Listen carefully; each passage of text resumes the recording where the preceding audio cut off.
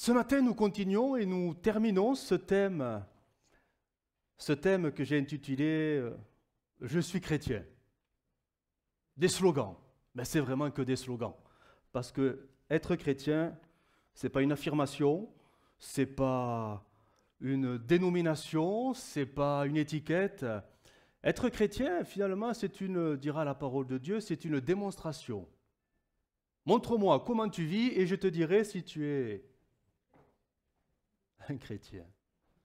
Montre-moi ce que tu as fait cette semaine et je te dirai si tu es un chrétien. Du reste, le mot chrétien n'apparaît pas dans la Bible, du moins dans le sens pour renommer les croyants. C'était une sorte de sobriquet, presque une insulte qui était donnée à ceux qui suivaient Jésus. Le terme que Jésus lui-même emploiera dans ses enseignements, en parlant de ceux qui croyaient en lui, qui faisaient le choix de le suivre, c'est le mot « disciple ».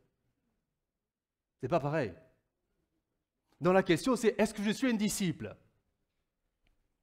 Est-ce que tu es un disciple? Est-ce que vous êtes des disciples de Jésus? Et Jésus a été clair, il a expliqué finalement comment le disciple allait montrer, par sa façon d'être, qu'il est réellement ce qu'il dit, un disciple. Alors je récapitule, vous avez tout ça sur le site maintenant. Être un disciple, c'est, bien sûr, c'est être comme Jésus, mais c'est-à-dire, c'est être prêt à accepter, donc ça commence dans la tête, être prêt à accepter de tout perdre,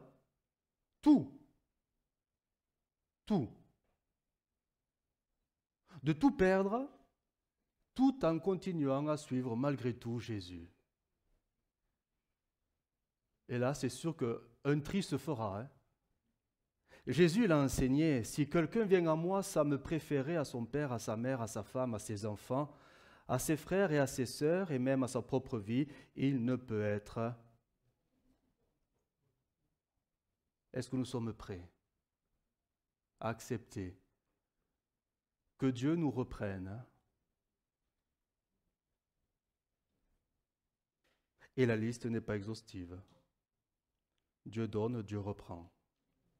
Deuxième point, nous avons vu qu'être disciple, c'est aussi être prêt à aimer les autres, même quand c'est difficile. Et là, vous avez des visages qui apparaissent. Non? Si, mais si. À ceux-ci, tous connaîtront que vous êtes mes disciples, si vous avez de l'amour les uns pour les autres.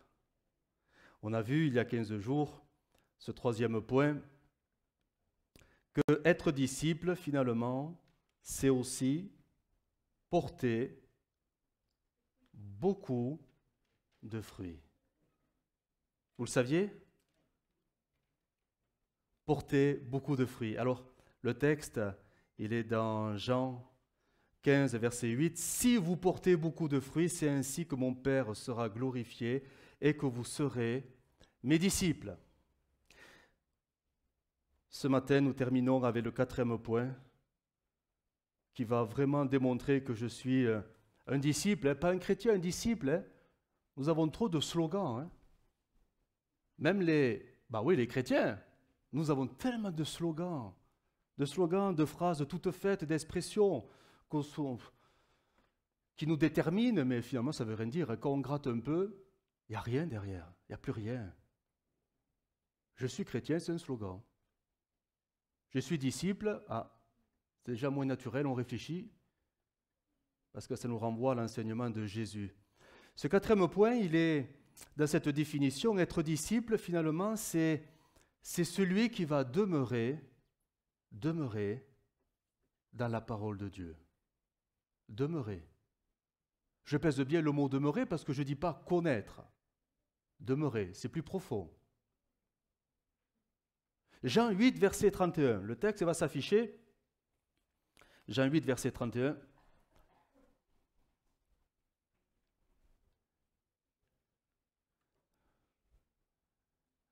Et voici la parole de Jésus, Jean 8, 31. Si vous demeurez dans ma parole, vous êtes vraiment mes disciples. Vous connaîtrez la vérité, et la vérité vous affranchira. On peut le relire? Parce qu'on est tellement habitué à ces textes qui sont du reste très courts, et on les connaît par cœur, mais en profondeur, c'est peut-être moins évident.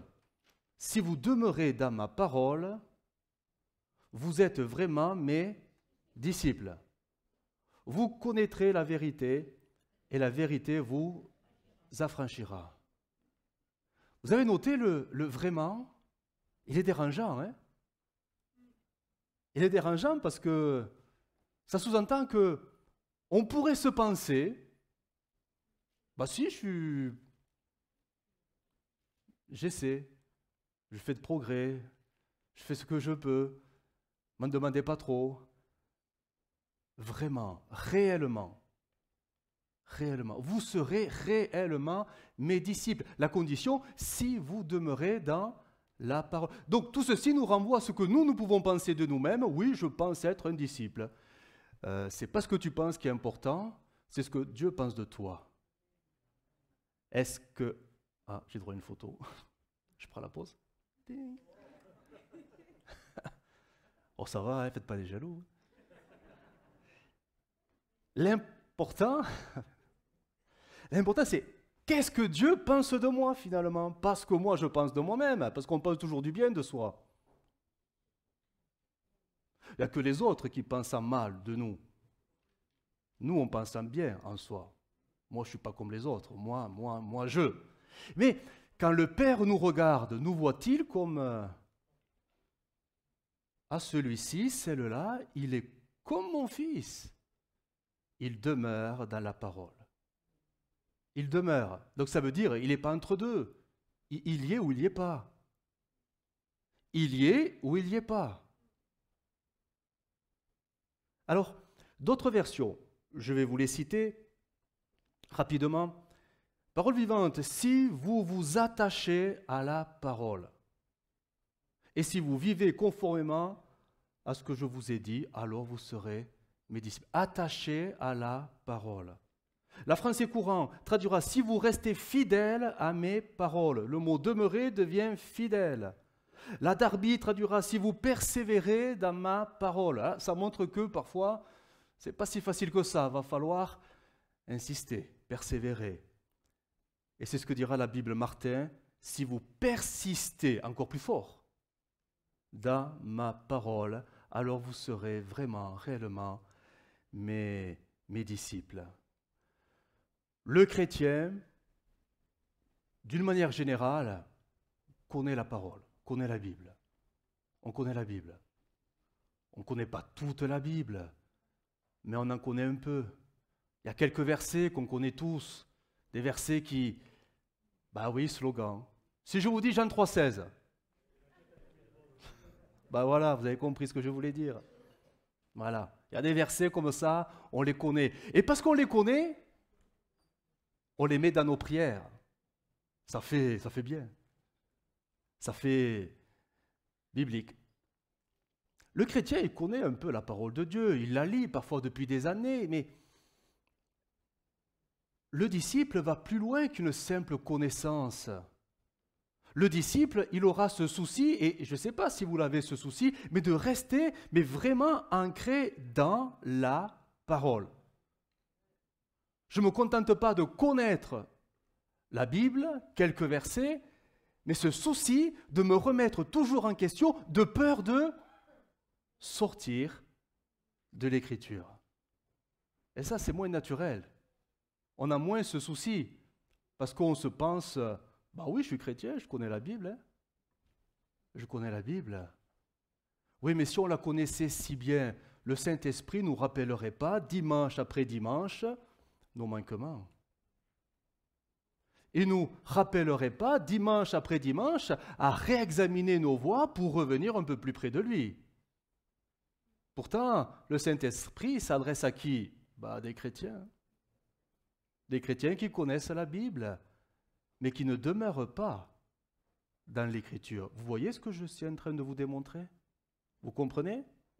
Mes propos ne sont pas là pour vous culpabiliser, mais pour vous dire en fait la différence entre le chrétien, qui ne veut absolument rien dire, et le disciple qui est attaché à la parole de Dieu. Sommes-nous réellement attachés à la parole de Dieu? 1 Jean 2,3, il va s'afficher. Et là, ça va devenir un peu plus clair, parce que la Bible s'explique par elle-même.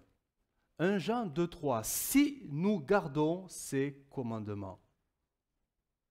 Si nous gardons ses commandements, nous savons par cela que nous l'avons connu. Celui qui dit « je l'ai connu » et qui ne garde pas ses commandements, alors c'est clair, Jean il ne fait pas dans la demi-mesure, hein. C'est un menteur. Tu te dis chrétien et tu ne vis pas selon la parole de Dieu, tu es un menteur. Ça ne fait pas plaisir, hein, nous qui nous croyons de bons chrétiens. C'est un menteur. Et la vérité n'est point en lui. Mais l'amour de Dieu est véritablement parfait. Notez cela. L'amour de Dieu est véritablement parfait en celui qui garde sa parole. Par cela, nous savons que nous sommes en lui. On le relit dans la parole vivante. Vous allez voir. Il va s'afficher. Nous saurons, parole vivante, nous saurons que nous l'avons réellement connu. Voyez le mot réellement? Réellement.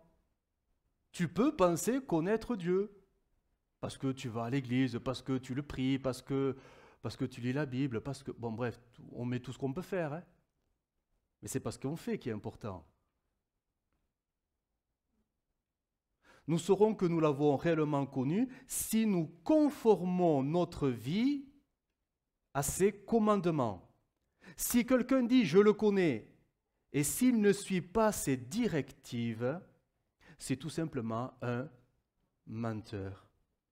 Il prouve que la vérité n'a pas de place en lui. Par contre, celui qui observe sa parole montre par là qu'il aime Dieu de façon parfaite. C'est le signe qui nous permet de savoir que nous lui appartenons. L'apôtre Jean renvoie à cette manifestation d'amour que nous voulons tous avoir envers Dieu. Nous voulons lui dire que nous l'aimons, et parfois nous ne faisons que ça finalement, au travers de nos prières. Seigneur, je te dis que je t'aime. Nos chants nous poussent à déclarer notre amour à Dieu sans cesse, mais finalement, tout ça c'est que des mots. C'est que des mots. Que ce soit chanté, que ce soit formulé dans une prière, c'est que des mots. Le véritable amour que l'on peut montrer, démontrer à Dieu, et même il est dit qu'il sera parfait, c'est dans ma capacité à rester attaché à sa parole. Et ça, ce n'est pas des mots. Hein.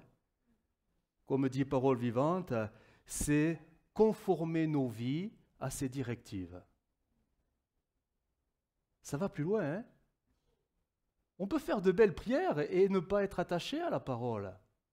On peut faire de très belles prières à faire pleurer tous les anges du ciel. Ouais, j'exagère un peu quand même. Mais, bref, on peut faire toutes les belles déclarations avec de jolis mots, mais si à côté, je ne reste pas attaché à l'écriture, mon amour n'est pas parfait. En fait, la Bible dit, je suis un menteur. Je suis en train de mentir à Dieu et à moi-même. Parce que la vérité n'est pas à moi.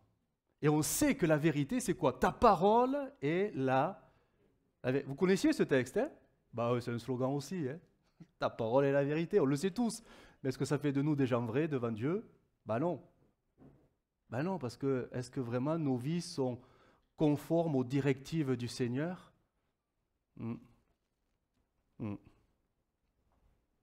Est-ce que le Père, quand il nous regarde, et il nous regarde, hein, il nous regarde, est-ce qu'il peut dire vraiment de moi, de toi, de nous, il ou elle, il est comme mon fils, il est dans la vérité. Elle est dans la vérité. La vérité est en lui. La parole est en lui. Et il fait tout pour la garder. Est-ce que le Seigneur peut dire ça de chacun? Il devrait pouvoir le dire. Il devrait pouvoir le dire parce que je crois qu'on veut tous, je dis bien, on veut tous se considérer comme de bons disciples, non? Qui ne veut pas être un bon disciple? Il faut qu'on viendra à l'église, du coup. On veut tous être de bons disciples, mais voilà, est-ce que le Père arrive à voir à nous des disciples comme Jésus, lui, a été toujours dans la vérité? C'est un exemple, hein, Jésus. Hein? C'est l'exemple à suivre. Hein? Un texte nous dit, et vous le connaissez parce que c'est un slogan, hein, Jean 4, 24. Mais si vous connaissez, Dieu est esprit. Et il veut. Il veut quoi?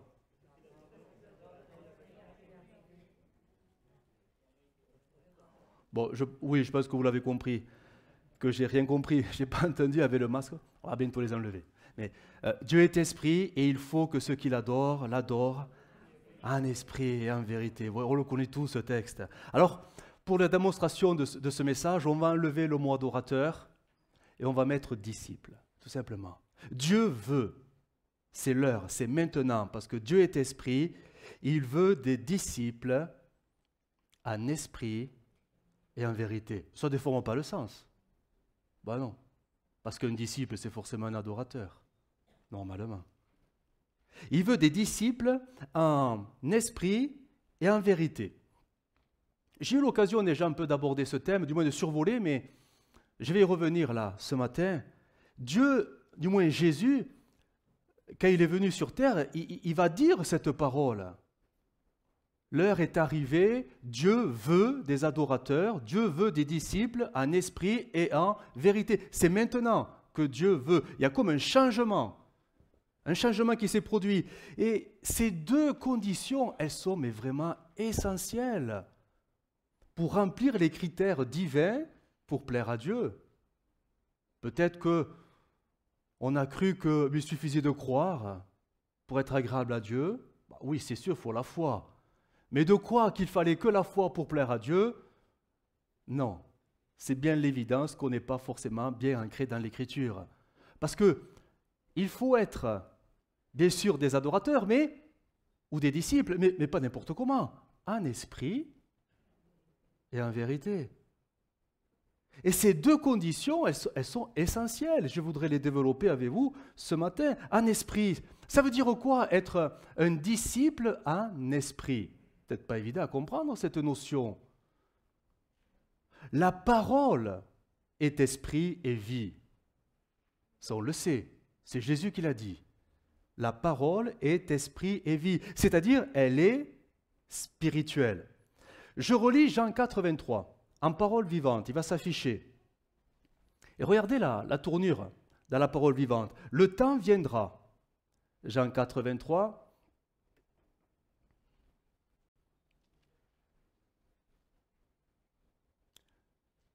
Le temps viendra, non, il est déjà là, où l'Esprit qui révèle la vérité rendra les vrais adorateurs capables, etc. L'Esprit qui révèle la vérité. L'Esprit, le Saint-Esprit, révèle la parole. C'est quoi la vérité? C'est la parole.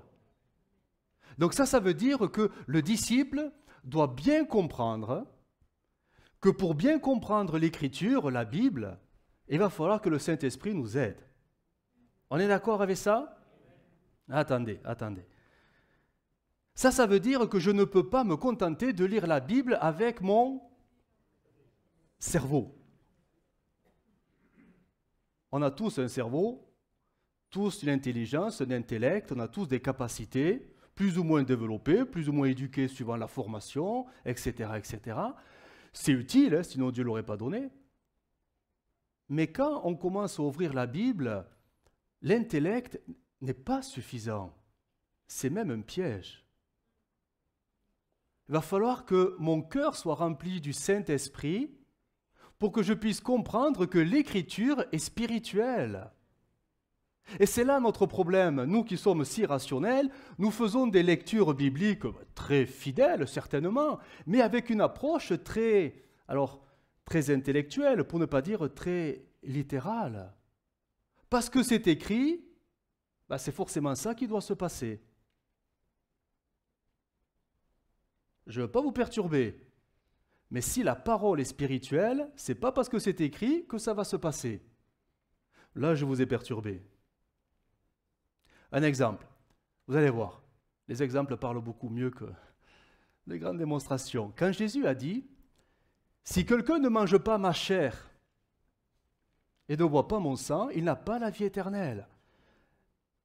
Ah, est-ce que c'est à prendre au sens littéral? Pourtant, les gens l'ont pris au sens littéral dans l'Écriture. Et ils ont eu peur, ils sont partis. Les disciples, savons, ils étaient 70, hein? Ils sont partis. Ils disent, mais il nous fait quoi là? Et Jésus terminera le chapitre en disant, mais ma parole est esprit et vie. Mais vous n'avez rien compris. Et nous comprenons d'une manière plus spirituelle que les propos de Jésus ne sont pas à prendre au premier degré. Ces paroles au premier degré sont le reflet d'une vérité spirituelle. Mais ça, il faut l'esprit pour le comprendre. Nous, on le comprend parce qu'on est habitué. Mais quand les gens l'ont entendu la première fois, c'était l'évidence qu'il n'y avait pas le Saint-Esprit pour les éclairer. Un autre texte. Oh, je sais que vous aimez les exemples. Et vous allez dire, mais heureusement que ce n'est pas à prendre au premier degré. Si ton œil est pour toi une occasion de chute, alors, on fait quoi? On l'arrache. On prend ça au sens littéral? Non. Non. On a compris que derrière, il y a une vérité spirituelle. Si ta main est pour toi une occasion de chute, tu la coupes. On comprend que c'est spirituel, même ça saute aux yeux. Mais s'il nous en reste... Donc vous comprenez? On est d'accord. Quand Jésus dira, si vous aviez de la foi comme un grain de sénévé, vous diriez... Alors Jésus regarde, tiens, une montagne. Vous diriez à la montagne, hé, toi, jette-toi. Elle le ferait. Apprendre au sens littéral? Ou est-ce une vérité spirituelle qui nous parle de quelque chose qui... fallait une image pour l'illustrer. Mais vous vous rendez compte si on pouvait déplacer les montagnes?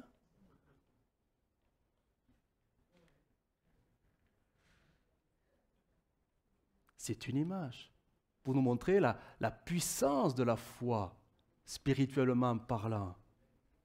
Quand Jésus a dit « ressuscitez les morts »,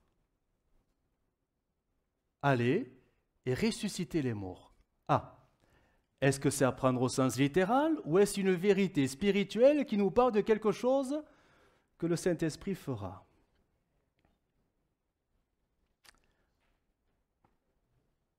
Alors, il s'est passé quoi? Vous ne savez plus là, hein? Oui, mais il y a eu des résurrections. Oui, c'est vrai, il y en a eu quelques-unes. Oh, pas tant que ça. 3, 4. Mais qu'est-ce que Jésus est venu faire? Il est venu ressusciter les morts? Non, il a laissé les morts là où ils étaient, à part 3 ou 4. Hein? Mais il est venu faire passer les gens de la mort à la vie. Tiens, oui, ça on est plus habitué. Et si ça s'appelait la nouvelle naissance? Et voilà. Bien sûr que Jésus a ressuscité quelques morts, physiquement, mais toujours pour illustrer quelque chose, toujours pour démontrer quelque chose. Mais le but, ce n'est pas de ressusciter les morts. Que les gens meurent, c'est normal, hein? C'est l'ordre des choses. Que les gens meurent, la vie. Là où ça devient surnaturel, c'est-à-dire contre les choses normales, c'est quand ça devient spirituel. D'être mort dans le péché, c'est normal, mais de naître de nouveau par l'Esprit, ça devient la puissance du Saint-Esprit. Alors bien sûr que des fois, il y a des témoignages où des morts ont ressuscité, bien sûr, mais le rôle du Saint-Esprit n'est pas de ressusciter tous les morts, mais de convaincre toutes les âmes de péché pour les faire passer de la mort à la vie. On retrouvera même cette vérité quand Jésus dira qu'il est venu ouvrir les yeux des aveugles. Est-ce que le rôle de Jésus était de rendre voyants tous les malvoyants? Certainement pas. Mais il s'est servi de quelques malvoyants pour illustrer une grande vérité. Le Saint-Esprit vous donnera de voir ce que vous ne voyez pas. Donc ça devient une œuvre spirituelle par le Saint-Esprit. Bref, tout ça pour dire que les miracles, c'est vrai qu'il y a des miracles dans l'Écriture. De l'Ancien au Nouveau Testament, il y a des miracles. Mais comprenons que chaque fois qu'il y a un miracle, le mot, en plus qui est utilisé dans la Bible, ce sont des signes. Et les signes, par définition, sont là pour signaler quelque chose. Pas pour nous faire plaisir, mais pour montrer, démontrer quelque chose. Regardez, quand Jésus sera avec ce paralytique, pour démontrer qu'il est capable de pardonner tous les péchés, donc ça c'est spirituel, il fera quoi? Un miracle. Mais le but, ce n'était pas le miracle. Le but, c'est que tout le monde croit que Jésus était capable de pardonner les péchés. Alors il dira au paralytique, lève-toi, prends ton lit et rentre chez toi, marche, afin que tous puissent comprendre et croire que le Fils de l'homme peut pardonner les péchés. Tous les miracles de Jésus n'ont pas été faits pour arranger la vie des gens, même si ça les a bien arrangés au passage, mais c'était fait pour démontrer une vérité spirituelle, quelque chose que Dieu veut faire. Mais pour le faire, c'est comme s'il donnait une grande illustration, quelque chose qui va nous accrocher, quelque chose qui va créer la foi. La foi. Regardez. Si je vous dis quel est le plus important entre l'Ancien et le Nouveau Testament, si on devait en garder qu'un, lequel on garde? L'Ancien ou le Nouveau? Le Nouveau? Oui, non, mais si on en gardait qu'un. Alors, oh, je vous sens, la question est compliquée peut-être. Alors, je vous aide, le Nouveau. Pourquoi? Parce qu'il nous parle de Jésus. L'Ancien nous parle-t-il de Jésus? Non. Il préfigure, il annonce ce que Jésus va faire. Mais quel est le plus important? L'annonce de ce que Jésus va faire ou carrément ce que Jésus a fait? Le Nouveau Testament est beaucoup plus clair. Beaucoup plus clair. Il y a beaucoup plus de chances, entre guillemets, parce que ce n'est pas le bon mot, que tu comprennes que Jésus veut te bénir en lisant le Nouveau Testament que l'Ancien Testament. Parce que l'Ancien Testament, c'est l'ombre des choses cachées qui se révèlent dans le Nouveau Testament. Donc à choisir. Si vous avez une personne nouvelle qui vous pose la question « Je lis quoi en premier ?»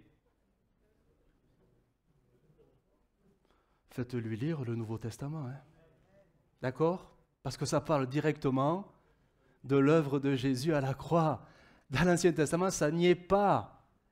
Bien sûr que les deux sont importants, mais si on devait en choisir un, c'est Jésus qu'il faut choisir. Mais tout ça pour dire quoi?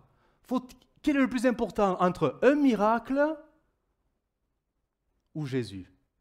Je vous pose la question maintenant. Quel est le plus important? Parfait. Vous avez bien répondu. Donc, si c'est Jésus le plus important, parce qu'il est le centre de tout dans la vie du disciple, a-t-on vraiment besoin, et là je vais bousculer les consciences, a-t-on vraiment besoin que Dieu fasse un miracle dans nos vies, sachant que ce sont des signes pour créer la foi? Nous qui connaissons déjà Jésus et avons compris qu'il doit être le centre de nos vies. Pourquoi le Seigneur nous donnerait un miracle vu que les choses sont acquises, conviction, convaincue? Et là, on est devant une évidence. Elle va nous déranger, cette évidence. Nous voulons que Dieu arrange nos vies quand même. Nous voulons un confort de vie. Parce que la foi se démontrera beaucoup plus quand je suis dans la maladie que quand je suis dans la guérison. Mais c'est sûr. Ma persévérance, elle sera démontrée plus quand je suis dans la tribulation que quand je suis, que tout va bien. Ben oui. Ma foi produira beaucoup plus de fruits quand je serai malmené par ce monde que quand ce monde sera d'accord avec moi. Et voyez pourquoi des fois, quand nous prions, en fait, on ne se l'avoue pas, ou on n'était pas conscient, mais on demande à Dieu finalement d'arranger notre... quand quelque chose ne va pas, Seigneur, arrange-le. Arrange-le. Seigneur, je suis malade, guéris-moi. Des fois, on est surpris que Dieu n'exauce pas nos prières, parce que le Seigneur a compris à quoi servaient les miracles. Nous, non. N'est-il pas dit que les miracles étaient là parce que le Seigneur travaillait avec nous pour confirmer sa parole? Est-ce que nous avons besoin que le Saint-Esprit confirme sa parole, nous qui croyons pleinement en lui? Par contre, amener une personne nouvelle à l'Église, qui entend pour là ou les premières fois l'Évangile, et sa foi, elle n'est pas ancrée, quoi. C'est normal. Il découvre. Et en plus, il est malade. Alors là, oui. Là, oui. Il faut prier pour qu'il soit guéri. Parce que ça sera un signe pour lui. Une évidence que Dieu est réellement vivant. Mais nous, on le savait. Mais lui, il avait besoin de le voir. Il avait besoin d'un signal. Il avait besoin de quelque chose. Voyez à quoi servent les miracles? Du moins, si vous lisez attentivement l'Écriture, les miracles ne sont pas là pour arranger nos vies, pour améliorer nos vies, pour éviter que nous souffrions. Les miracles sont là pour créer la foi. Regardez comment Jésus s'est servi des miracles. Et vous verrez que ça avait toujours un but derrière, toujours. Toujours. Susciter la foi. Jésus faisait un miracle et après, il annonçait la parole. Parce que l'attention était captée, les gens étaient attentifs. Les miracles servent à cela, à confirmer la parole. Comme il est dit dans Marc 16, 22, ils s'en allèrent prêcher partout, le Seigneur travaillait avec eux et confirmait la parole avec les miracles qui l'accompagnaient. Nous serions dans un déséquilibre si notre façon de lire la Bible est trop, j'en reviens, trop intellectuelle, voire littérale. Parce qu'il y a des miracles, donc il doit y avoir des miracles. Non. L'œuvre de Dieu ne dépend pas de ma façon de lire la Bible.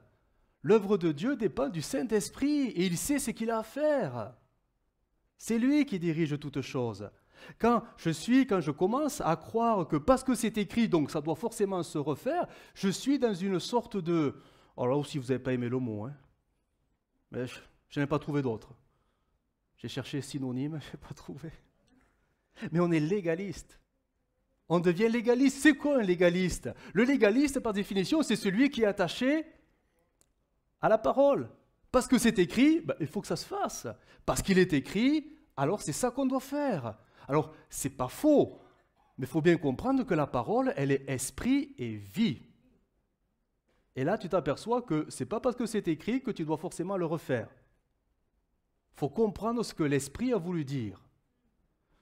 Vous voulez un exemple? Allez, vous êtes gentils, je vous en donne deux.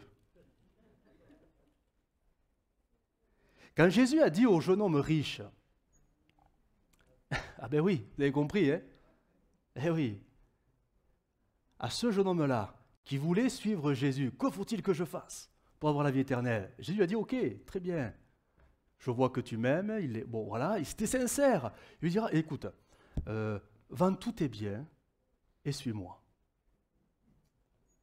Bon, il a dit non, hein. Ça l'a peiné. Mais devons-nous en faire une lecture au premier degré et se dire, mais parce que c'est écrit, je dois le faire? Eh bien, vendez tous vos biens et donnez-les aux pauvres. Et là, on a compris que, mais non, c'est pas ça, pasteur, mais non. Non, notre argent, on peut le garder. Ça va. Oui, vous pouvez le garder. À moins que Jésus vous le demande. Donc, ce n'est pas à prendre au sens littéral. C'était une vérité spirituelle pour lui. Pour lui. Le principe, c'est qu'en fait, tout ce qui peut nous empêcher de suivre Jésus, on doit s'en dépouiller. Mais si l'argent n'est pas un problème, pourquoi tu vas t'en dépouiller? Peut-être que c'est autre chose qui t'empêche de suivre Jésus? Et là, il faut que l'Esprit te montre. Voyez que l'approche littérale n'est pas suffisante, parce qu'on va faire n'importe quoi, on va faire des bêtises. Hein? Un autre exemple, allez, vous le méritez. Je regarde les têtes. Ah ben oui, excusez-moi d'en parler, parce que la Bible en parle. Le voile. La Bible en parle. Est-ce que ça à prendre au sens littéral? Vous ne l'avez pas fait, sinon vous seriez toutes voilées, les sœurs. Quel est l'important? Le port du voile ou la vérité qui est illustrée par le port du voile? Ben c'est la vérité, ce n'est pas le voile, bien évidemment. Et c'est quoi la vérité? Femmes, soyez soumises à votre mari. À cause des anges qui vous regardent. Donc, quel est le plus important? Le port du voile ou la vérité qui doit être une façon de se comporter tous les jours? Imaginez les anges qui regarderaient la brave sœur qui est voilée, mais qui est à la maison et insoumise à son mari. Ben, ils vont faire quoi, les anges? Ben, ils vont pleurer. Hein? Ils disent, mais pourquoi l'envoie là? Il faut lui enlever, hein? Ça sert à rien. Hein? Donc, on a très bien compris que ce n'est pas à prendre au sens littéral. Mais derrière, il y a une vérité, d'autant plus que c'était un signe socio-culturel de l'époque. Hein. Bon, on va passer ça. Mais c'était une vérité spirituelle qui est derrière ce signe très matériel, tout simplement. Mais l'important, c'est que toutes les sœurs soient soumises à leur mari. Bon, les hommes, vous dites amen. Les sœurs, vous y pensez, on en reparle la prochaine fois. Hein? D'accord? Mais on peut être très bien soumis à son mari sans forcément porter le voile. Oui. Ouh là là, je vous ai perdu. Donc, être des disciples en esprit, ça veut dire que quand j'ouvre la Bible, il faut bien comprendre que la Bible ne se lit pas comme ça et s'applique comme ça. Tout simplement. Non, la parole de Dieu est esprit et vie. Jésus l'a dit. Ma parole, c'est Jean 6, 63, il va s'afficher, c'est l'esprit qui vivifie, la chair ne sert à rien. Les paroles que je vous ai dites sont esprit et vie. Et la parole de vie, c'est l'Esprit Saint qui donne la vie. L'homme tout seul ne peut rien faire, c'est-à-dire avec son légalisme, il ne peut rien faire, hein, même s'il est scrupuleux à vouloir appliquer l'Écriture. Ça ne marchera pas, c'est la chair. Les paroles que je vous ai dites viennent de l'Esprit Saint et elles donnent la vie. C'est le Saint-Esprit qui va rendre vivante l'Écriture. Et c'est le Saint-Esprit qui va tout simplement nous diriger, ou plutôt diriger nos vies selon les directives de l'Écriture. Mais ce n'est pas notre façon d'appliquer d'une manière un peu trop légaliste l'Écriture. C'est la chair. Ça, c'est la chair. Vous comprenez? Ouais. J'ai bien expliqué? Oui, parce que j'ai un doute. Hein. Vous me faites douter. Oh. Je peux continuer? Donc, si le disciple, il est esprit, il est aussi vérité. Et oui, les adorateurs en esprit et vérité. Alors la vérité, ta parole, je le disais tout à l'heure, ta parole est la vérité. C'est-à-dire, il n'y a rien à rajouter, il n'y a rien à retrancher. Si la parole est la vérité, la parole par elle-même va fixer ce cadre, un cadre, un carré, un cadre. Un cadre qui fait soit tu es dedans, soit tu es dehors. La parole va fixer ce cadre entre la vérité et l'erreur, le mensonge. La parole va fixer ce cadre ou la limite entre le sacré, c'est ce qui vient de Dieu, et le profane, ce qui vient des hommes, ce qui vient du monde. La parole par elle-même est suffisante pour faire une démarcation, une séparation entre la saine doctrine et les doctrines de démons. Il n'y a pas de mélange. Il ne peut pas avoir de mélange. Le mélange s'opère quand je sors du cadre. Mais quand je garde le cadre, il ne peut pas avoir d'erreur, il ne peut pas avoir de mélange. Si si la vérité ne nous était pas imposée pour être de bons disciples, alors nous tomberions dans ce déséquilibre, tout comme le légalisme. Le légalisme avec l'esprit. S'il n'y a pas l'esprit, ben, tu es légaliste. Hein. Mais si tu n'as pas la vérité, alors je deviens quoi? Ben, je deviens mystique. Si je ne suis plus dans la vérité des Écritures, je deviens un mystique. Alors c'est quoi un mystique? Un mystique, par définition, c'est le surnaturel de Dieu, du moins pour lui, le surnaturel de Dieu est sans limite. L'expérience spirituelle est sans limite. Alors, on va dire, oui, certainement, parce que Dieu n'a pas de limite. Oui, c'est pas faux. Sauf que le Saint-Esprit qui a soufflé l'Écriture, ben regardez ce qu'il a fait. Il a fait comme Jésus. Il s'est lui-même limité à ce qu'il a inspiré aux hommes. Regardez Jésus. Il était fils de Dieu. Il avait tout. Il est omniscient, omniprésent, omnipotent. Il est Dieu. Il remplit l'univers. Et pourtant, quand viendra le temps de l'incarnation, volontairement, il se dépouille de tout et sera presque enfermé dans un corps humain rempli de limites. Eh oui, il est homme. Il est homme. Il n'est qu'un homme. Le Saint-Esprit, en soufflant l'Écriture, a volontairement choisi de se limiter à ce qu'il va tout simplement laisser dans les Saintes Écritures, la Sainte Doctrine. Ça ne veut pas dire qu'il ne peut pas faire plus, mais bien sûr qu'il peut faire plus, mais de lui-même, il a décidé de fixer un cadre pour éviter que le peuple de Dieu se laisse embarquer, emporter à tout vent de doctrine.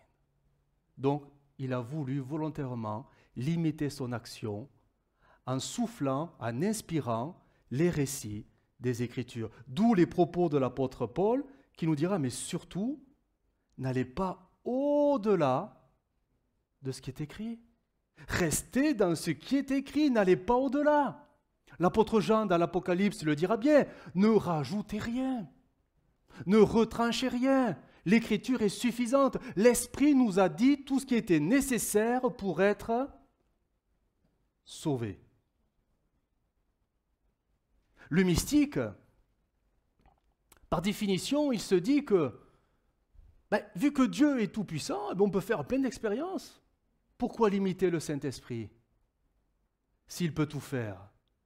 Et ça commence à ouvrir les portes à quantité de choses, peut-être miraculeuses, mais de là à dire que c'est l'Esprit, ça serait contredire le Saint-Esprit directement, qui lui a dit, n'allez pas au-delà de ce que je vous ai donné.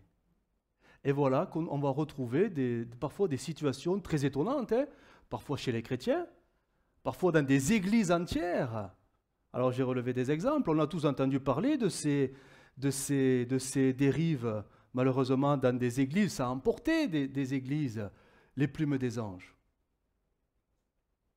Si on cherche la présence de Dieu fortement, alors Dieu va montrer qu'il est là en faisant pleuvoir des plumes d'anges. Et dans des églises, des plumes d'anges sont tombées. Bon. Et c'est écrit où ça?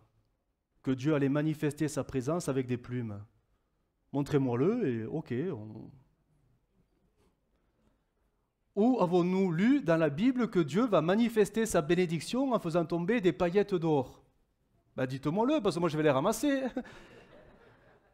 On va faire des stocks.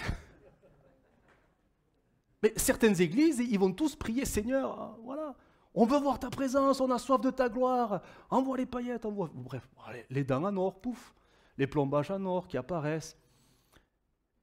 Saint-Esprit, saisis-toi de nous, et on se met à pousser des cris d'animaux, bien évidemment. Et tout ça pour dire que c'est le Saint-Esprit qui se manifeste. Mais vous l'avez vu où tout ça? Soit il me manque des pages, ou... Mais ils vont dire, leur argumentation qui est sincère, attention, mais le Saint-Esprit fait ce qu'il veut. Il fait ce qu'il veut, il est tout-puissant. Il peut manifester sa présence et la gloire de Dieu comme il veut. Mais bien sûr qu'il pourrait le faire, mais ça serait contredire le Saint-Esprit qui nous dit « Mais n'allez pas plus loin que ce qui est écrit ».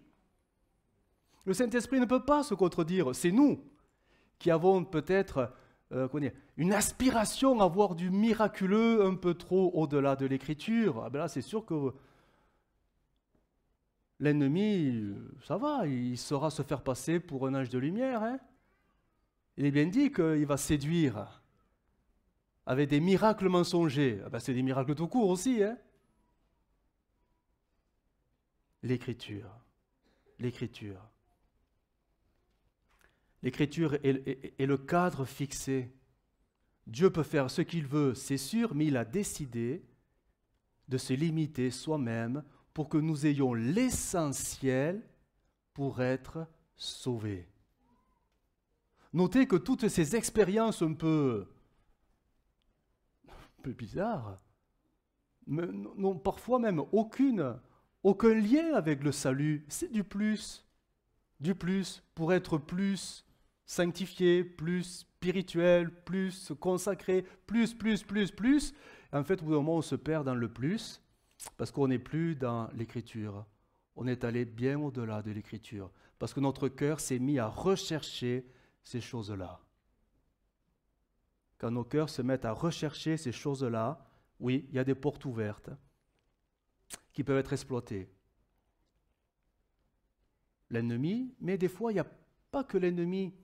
Vous donnez des exemples. Parfois, et c'est même un comportement mystique, on peut prier, demander des choses à Dieu, alors pour la vie quotidienne, hein, et parfois attribuer à Dieu l'exaucement, alors que Dieu n'y est pour rien. Là, on commence à être un peu mystique. Quand on commence à attribuer à Dieu les choses qu'on lui demanderait et croire que c'est lui qui le fait parce qu'on le lui a demandé, attention, on peut aller trop loin. Vous voulez un exemple? Je vais vous donner des exemples bibliques où des hommes ont attribué à Dieu des choses, pourtant ils priaient, mais ils ont su faire la part des choses et avec beaucoup de discernement, ils ont dit non, c'est pas possible, c'est pas Dieu. Pourtant c'était leur prière. Mais ils ont su distinguer que ça ne venait pas de Dieu. Rappelez-vous de 1 Samuel 24. On est avec David, il est dans la caverne. Il est en train de fuir Saül. On imagine que David prie Dieu, garde-moi de l'ennemi. Tous les psaumes. Tu es ma gloire et tu relèves ma tête. C'est un psaume de David. Il était mal à ce moment-là.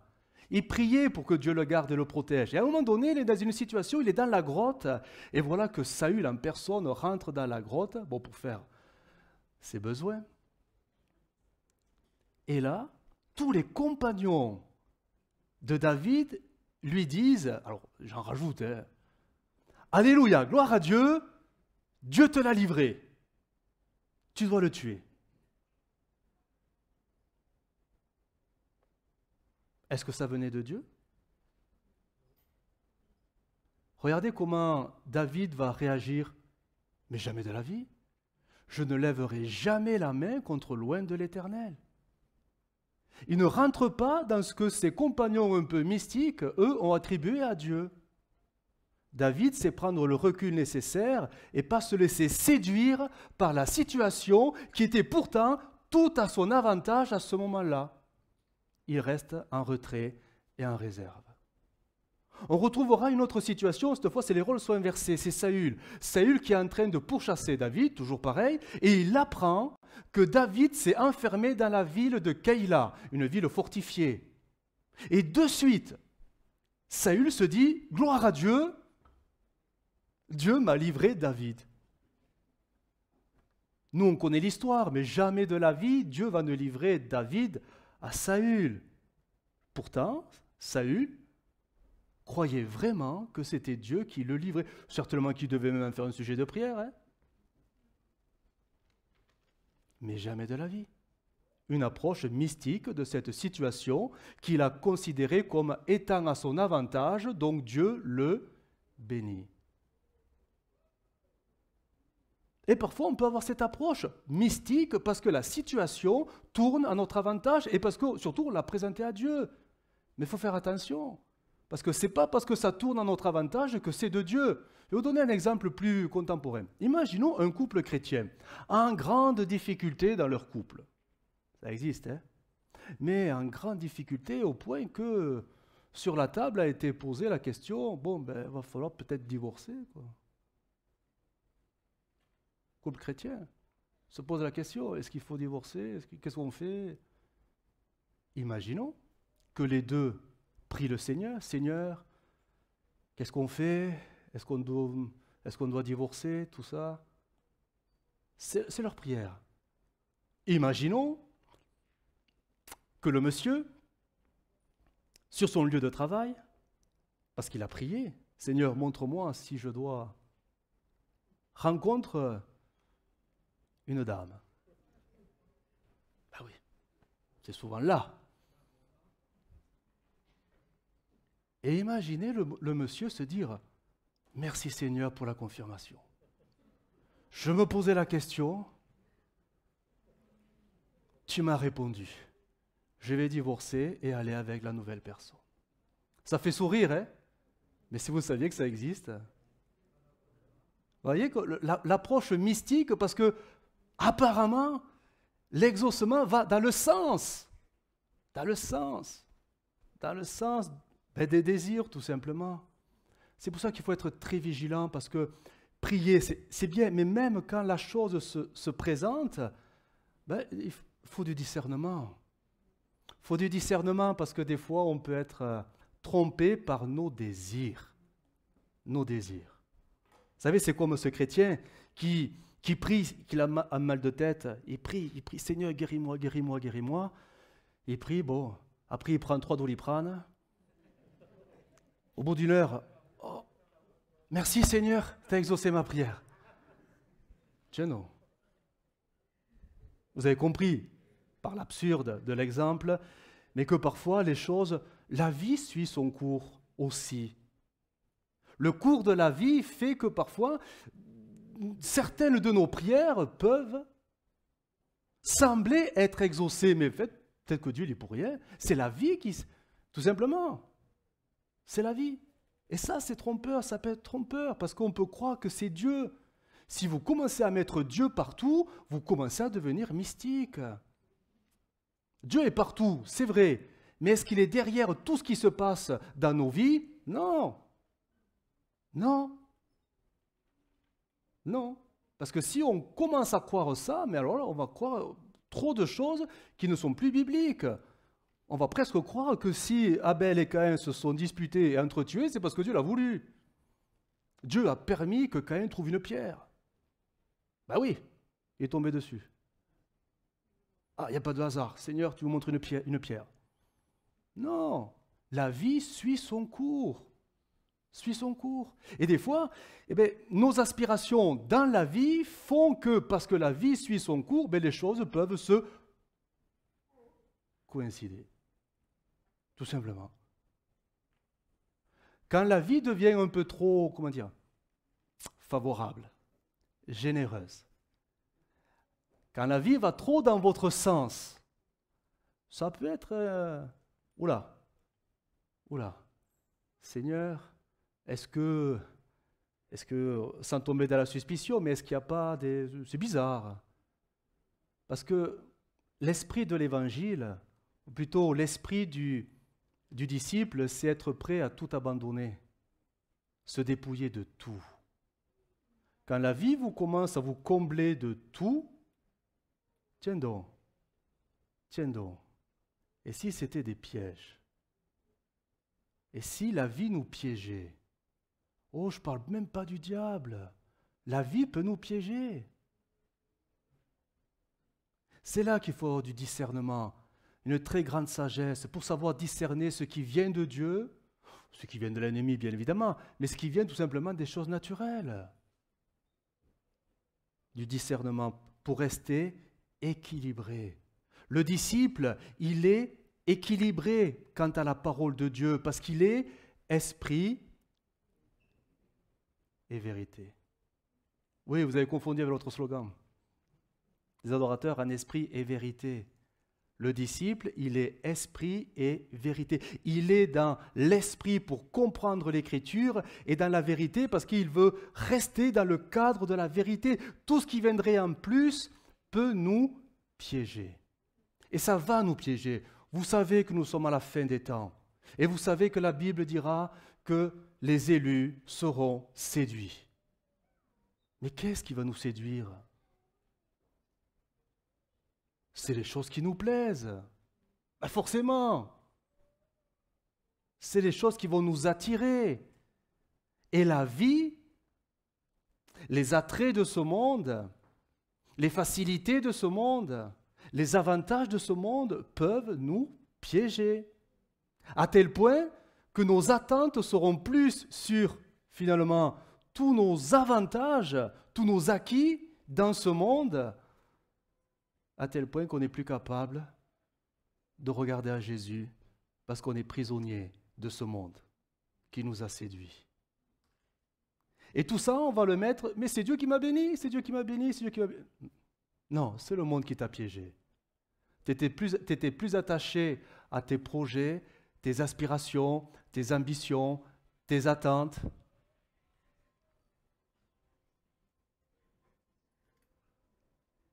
Et finalement, la vie t'a été favorable, tout simplement. Et ça peut piéger. Ça ne veut pas dire qu'il faut vivre dans le dénuement, ça ne veut pas dire qu'il faut aller vivre sur une montagne pour ne plus être piégé par ce monde. Ça veut dire que le véritable disciple, il est prêt, on l'a vu, c'était le tout premier point, il est prêt à abandonner tout ce qui pourrait l'empêcher de suivre Jésus. Et ça demande une très grande détermination. Savoir abandonner un travail. Parce que finalement, le travail, c'est un piège. Ah oui, avant, j'avais une vie d'église, mais depuis que j'ai ce nouveau poste, j'ai plus de vie d'église. Ah, on fait quoi? Quel est le plus important pour toi? Ton salaire ou tu as un zéro de plus? Ou ta vie d'église? Pose-toi la question.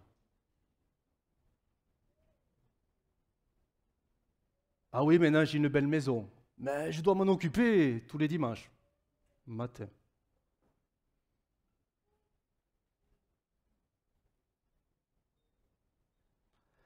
Maintenant j'ai cette activité et ça me prend du temps. J'ai plus le temps de m'occuper de l'œuvre de Dieu. Et on peut multiplier quantité de choses qui font que les choses qui vont peut-être dans notre sens et qui nous plaisent nous empêchent d'être tout simplement dans ce que Dieu a fixé pour nous, la vérité, l'Écriture. C'est ça qui va démontrer que nous sommes des disciples. On peut très facilement se laisser piéger par la vie, croyant que c'est Dieu qui a exaucé nos attentes. Ça demande vraiment du sérieux, hein, vraiment le plus grand sérieux, parce que c'est pas si clair que ça. C'est pas si clair que ça, ces choses-là. Ça saute pas aux yeux, on ne voit pas. Quand il est dit que le diable se déguise en ange de lumière, vous savez, les pièges de ce monde font illusion, et ça devient des chaînes qui nous tiennent captifs. Bien sûr que il pourrait rien avoir de mal dans ces choses-là, mais si elles nous tiennent captifs et nous empêchent de vivre ce que Dieu attend de chacun, ça devient des pièges. Et le disciple, c'est celui qui a cette capacité de se débarrasser de ces pièges pour rester libre. Libre. Ta parole est la vérité, elle affranchit et nous maintient libres. En fait, Jésus nous a tout dit, mais on est parfois si légaliste ou si mystique que finalement, on part dans toutes les directions, croyant que Dieu est partout. Finalement, il n'est plus avec nous, parce qu'on n'est plus dans la vérité et on n'est plus dans l'esprit. Que Dieu nous aide, hein? Parce que les slogans, on en a plein. Hein? Mais l'essentiel, on l'a peut-être oublié. On l'a peut-être oublié. On va fermer nos yeux.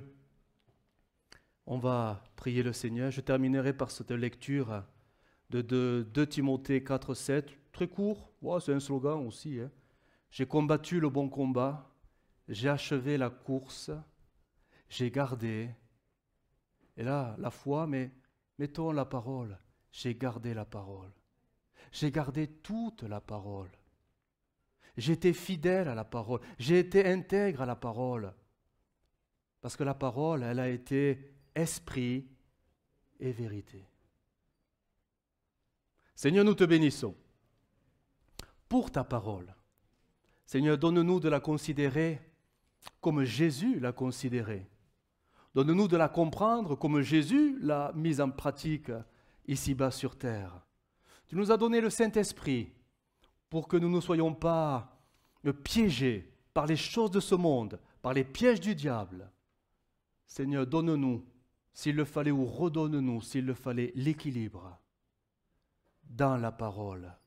Nous ne voulons pas tomber dans le légalisme, nous ne voulons pas tomber dans le mysticisme, nous voulons rester dans la vérité, selon l'Esprit, fermement attachés à ta parole. Aide-nous, Seigneur. Les temps sont courts et combien nous voulons veiller particulièrement à rester et à garder notre place jusqu'à la fin. Nous voulons garder la foi, nous voulons garder la vérité, nous voulons garder l'Esprit, nous voulons garder ta parole, Seigneur. Aide-nous. Amen.